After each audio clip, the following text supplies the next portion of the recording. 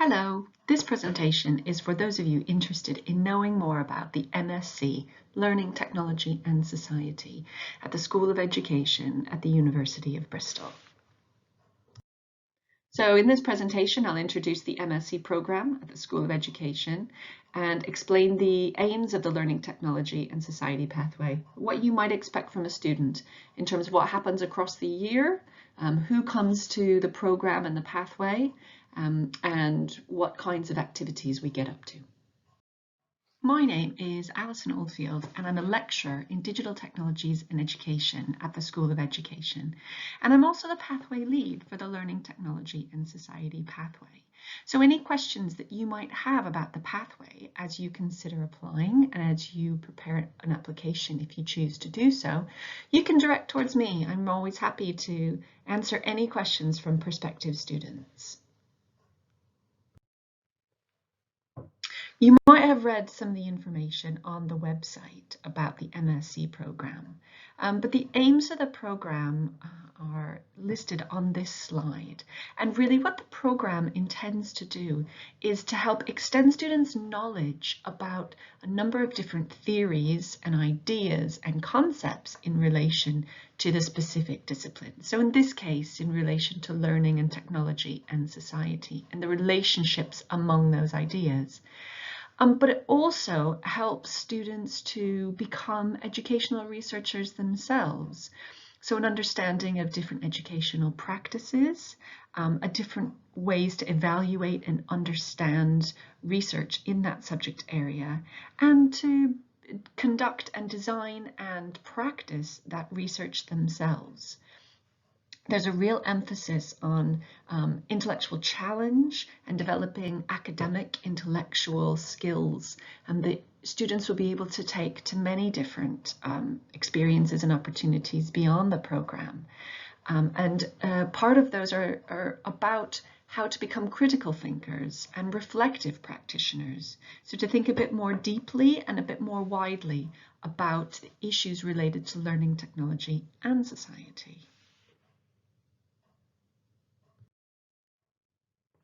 I'll talk you through now the MSc program structure, so what it's like across the academic year. So the study in this MSc is for one academic year, and it begins in September and goes until the next September. So the program structure is as follows. It covers 180 credits, and 120 of those credits are from taught units.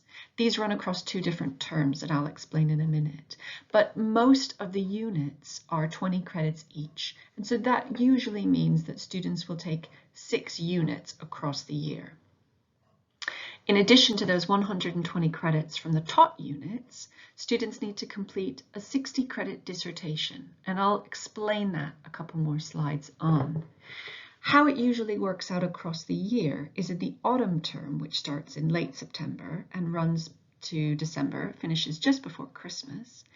Students will complete 60 credits, and that's usually 3 different classes. And I'll talk you through what those units would be for this pathway in just a minute. Then in the spring term, which is from January until April, students would complete another 60 credits. And then in the spring and the summer term, they would complete a dissertation. So each 20 credit unit would have about 20 hours of contact time with the lecturer and the other students. But in addition to that 20 credits of time spent attending class or completing activities for that class, we expect that students would spend about 180 hours on additional activities. And those are things like doing the readings to prepare for the sessions, doing activities to prepare for the sessions, preparing for assessment, additional studying. So it's a very independently motivated program. So students see their tutors and each other for at least 20 hours a week, but are expected to do a lot of independent study above and beyond those hours. The details about the units for any program are set out in the catalogue, which is linked here. And units across the program will have a variety of different assessments, which are marked on a numerical scale. And those assessments in this pathway usually range from small written critical reflections on students' own experiences of using technology for teaching or for learning, to portfolios that compile different creative activities that students do as they think about designing their own technologies, to more academic essays where students research and investigate certain topics related to the uses of technology in different contexts of learning.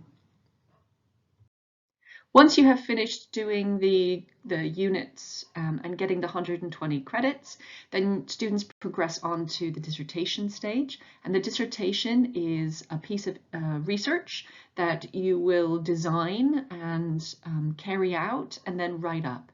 The dissertation is a 10 to 15,000 word, essentially extended report of the study that you undertake.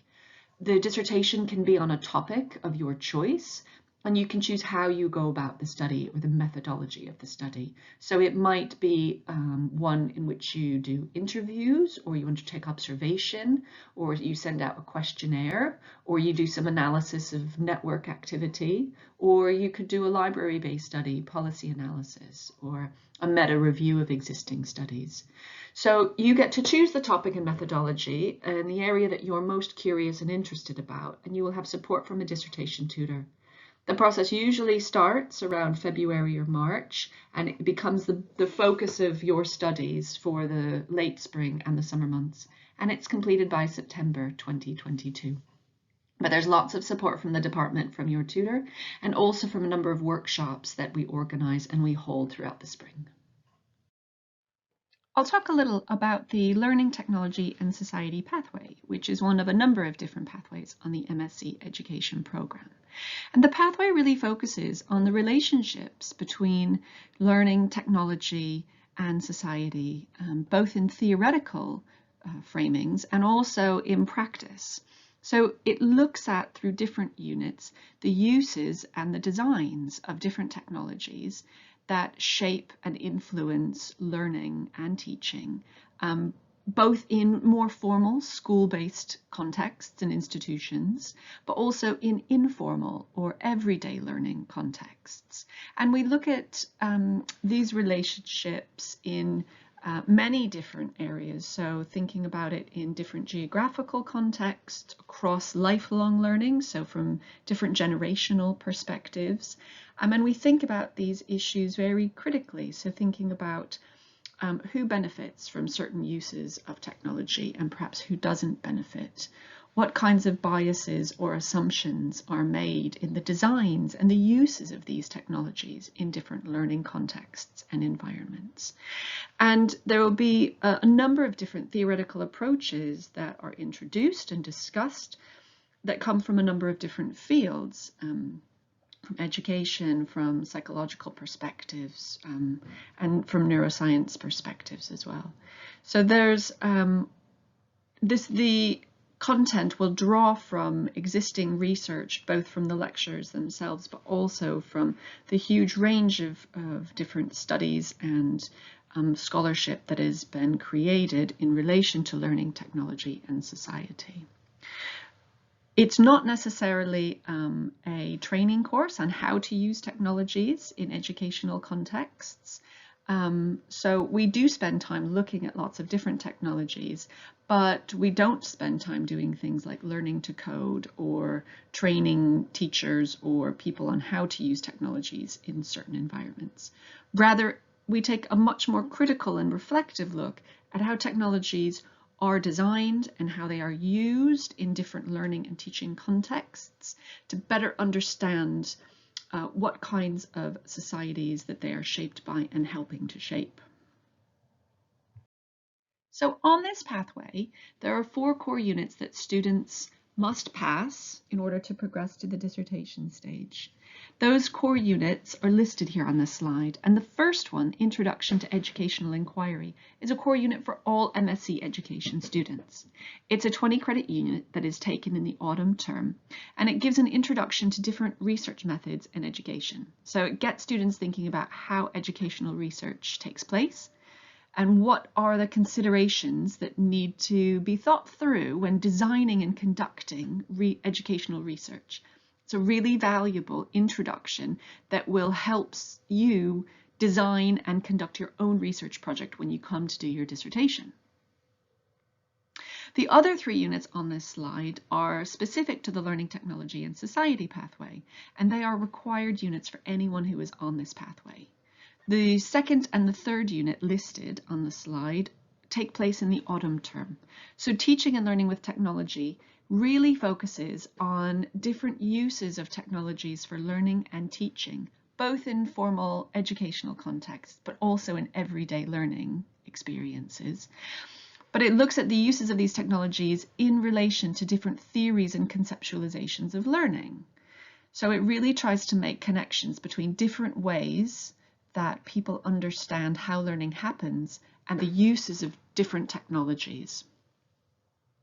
The other unit, that term, in the autumn term, Education in a Time of Social and Technological Change, takes a broader and more theoretical look at the relationships between education and socio-technological changes. So it looks at ideas like the datafication of learning and digital literacies, and inequalities that relate to digital technologies and learning.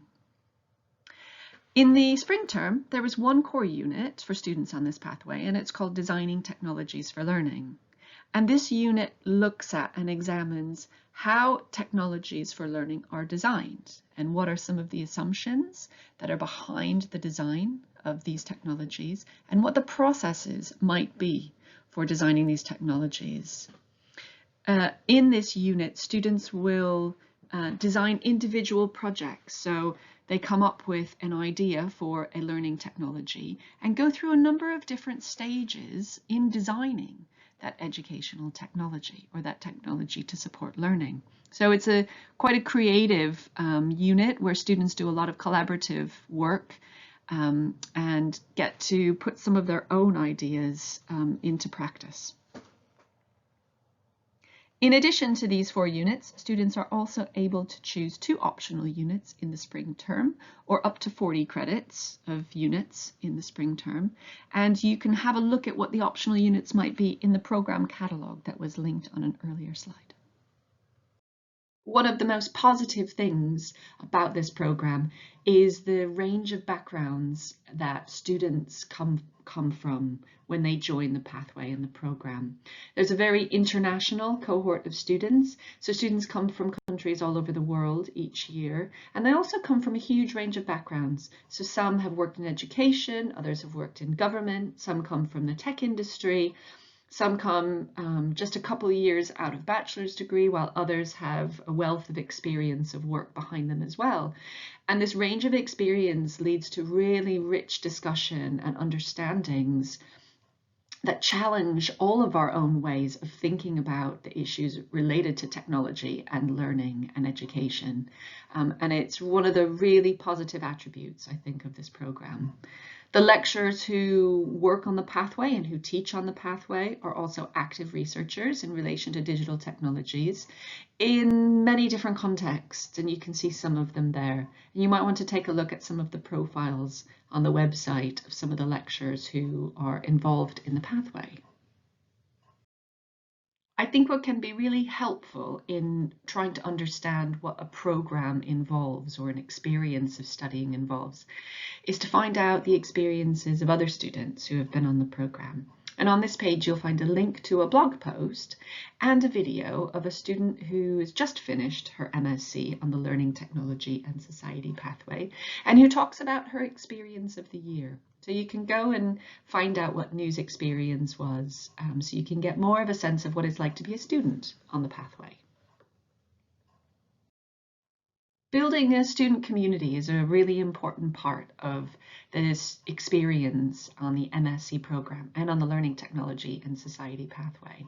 And so in addition to sharing the units and the academic work together, we also try and arrange for social events throughout the year. And I know students have set up kind of more informal networks and a community and made friendships with the students on the pathway, setting up study groups and hanging out socially together. In the past, we've also attended local events in the community, of which Bristol has many to offer that relate to the pathway and the MSc education. It's obviously been more difficult this year because of the COVID-19 situation, but we are continuing to meet online and trying to create as best a community of students that care for each other as we can. Here are a few links that tell you a little bit about the city of Bristol and what goes on in the city of Bristol, so you can have a look. It's quite a vibrant city, and usually, this year notwithstanding, has lots of different cultural and social activities that students can partake in. That's the end of the presentation. Thank you so much for listening. If this has left you with any questions or raised any new questions for you, please don't hesitate to get in touch and ask me any questions, and I'm always happy to get back in touch with you. I do work part-time, so give me a few days to reply. Thank you. Bye-bye.